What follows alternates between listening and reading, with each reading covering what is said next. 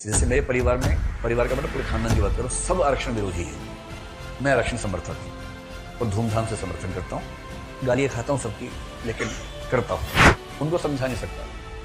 उनमें से कुछ लोग समझने की अवस्था पार कर चुके हैं, कुछ उम्र की वजह से, कुछ दिमाग की वजह से नहीं समझ सकते।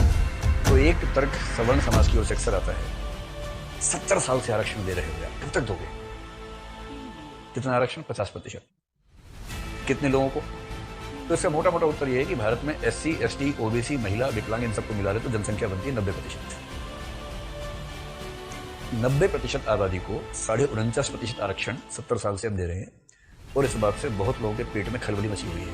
दूसरी तरफ का तर्क, दलित विमर्श का तर्क यह है कि भाई ये बताओ, 3000 साल तक पढ़ाई लिखाई पर केवल ब्राह्मणों का हक था, 100% आरक्षण था। 3000 साल तक 100% आरक्षण, सारी पढ़ाई लिखाई। ब्राह्मणों की संख्या कितनी? 10%। 10% समुदाय ने 100% सीटें घेरी 3000 साल तक, और 3000 साल के जबरन किए गए आरक्षण के विरुद्ध समतलीकरण के लिए, इक्वलाइजेशन के लिए, लेवलिंग के लिए एक जरा सा प्रयास वंचित वर्ग के पक्ष में क्या हुआ कि पेट में ज्वालामुखी फटने लगे। एक विमर्श है दलित विमर्श, क्योंकि दलित समाज के हिसाब से कभी नहीं सोचा गया, उनका अक्सर शोषण हुआ, भयानक शोषण हुआ, और अब उनका कहना है कि भाई हम भी इंसान हैं तो हमें भी वो सारे अधिकार चाहिए जो पहले आपने लिए हैं। आरक्षण को लेकर बहुत डिबेट्स रहती है हमारे समाज में, बहुत ज्यादा। और मोटे तौर पर जिसको आरक्षण मिलता है वो उसका समर्थक है, जिसको नहीं मिलता वो उससे विरोधी है। और ये एक घटिया समाज की पहचान है जहां लोग केवल अपने फायदे के हिसाब से सोचते हो। मजा तब है जब आप अपने फायदे नुकसान से तटस्थ होकर सोचे। तो कुछ लोग कहते हैं कि हमारे पूर्वजों की गलती का परिणाम हम क्यों भुगते। तो उस पर एक तर्क है बड़ा अच्छा सा। मैं आरक्षण मेरा प्रिय विषय है, मुझे उस पर कई बार मैंने 15-15, 16-16 घंटे उस पर बहस की है। तो ज्यादा नहीं, लेकिन एक आध बात मैं कहना चाह रहा हूं ताकि पर्सपेक्टिव समझ में आए। दलित विमर्श का पर्सपेक्टिव है क्या? मैंने कई सवर्ण व्यक्तियों के मुंह से सुना है, जन्म के संयोग से मैं भी सवर्ण हूं, मुझे आरक्षण का लाभ नहीं मिलता था। मैंने अपने समूह के बहुत व्यक्तियों से, जैसे मेरे परिवार का मतलब पूरे खानदान की बात करो, सब आरक्षण विरोधी हैं। मैं आरक्षण समर्थक हूं और धूमधाम से समर्थन करता हूं। गालियां खाता हूं सबकी, लेकिन करता हूं। उनको समझा नहीं सकता। उनमें से कुछ लोग समझने की अवस्था पार कर चुके हैं, कुछ उम्र की वजह से, कुछ दिमाग की वजह से नहीं समझ सकते।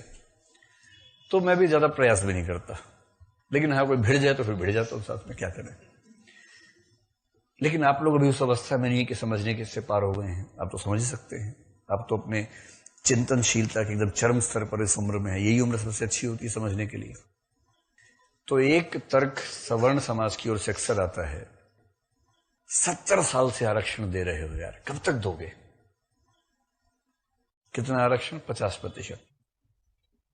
कितने लोगों को?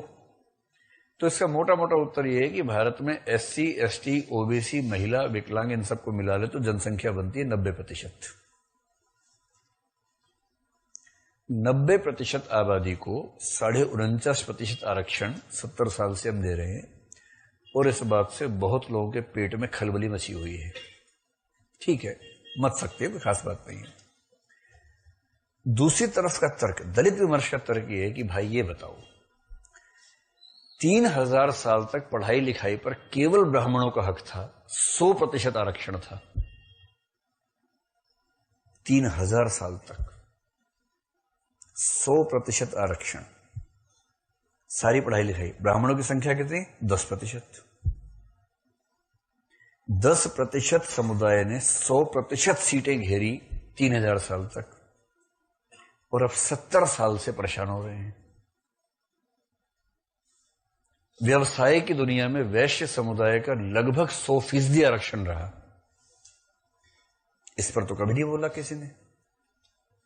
और 3000 साल के जबरन किए गए आरक्षण के विरुद्ध समतलीकरण के लिए, इक्वलाइजेशन के लिए, लेवलिंग के लिए एक जरा सा प्रयास वंचित वर्ग के पक्ष में क्या हुआ कि पेट में ज्वालामुखी फटने लगे।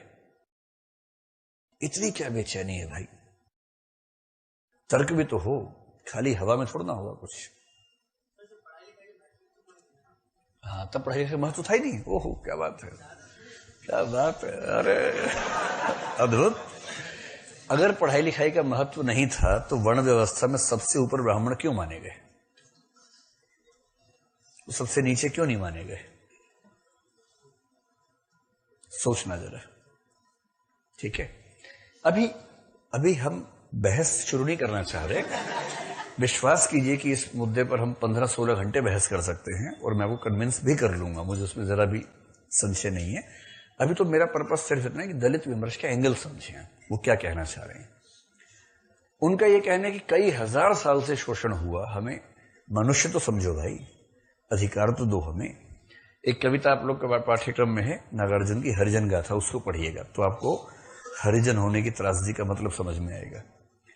अगर आप चाहें तो आज ही इंटरनेट पर सर्च कीजिए, अदम गोंडवी एक कवि हैं, अदम गोंडवी। आप लिखिएगा अदम और साथ में लिखिए हरिजन। उनकी एक कविता है, कविता का नाम मैं भूल रहा हूं, लेकिन कविता का भाव यह है कि आओ मैं आपको घुमा के लाता हूं हरिजनों की बस्ती में, मेरे साथ चलिए हरिजनों की बस्ती में, देख के आते हैं। एक लंबी कविता है, उसको पढ़िए तो समझ में आएगा कि दलित होने का मतलब क्या होता है। क्योंकि जो हमने भोगा नहीं, जो हमने ठीक से जिया नहीं, उसके बारे में सोचना हमेशा आसान लगता है। जब होते हैं तब समझ में आता है कि उसका दर्द क्या है। तो दलित विमर्श ये कहता है कि दलित समाज को मनुष्य मानकर सामाजिक मूल्यों के निर्माण में उसकी बराबर की भागीदारी होनी चाहिए। अगर स्त्रियों का शोषण है तो उस पर खुल के बात होगी, दलितों का है तो उस पर खुल के बात होगी। ये दो डिस्कोर्सेस तो खूब चल रहे हैं।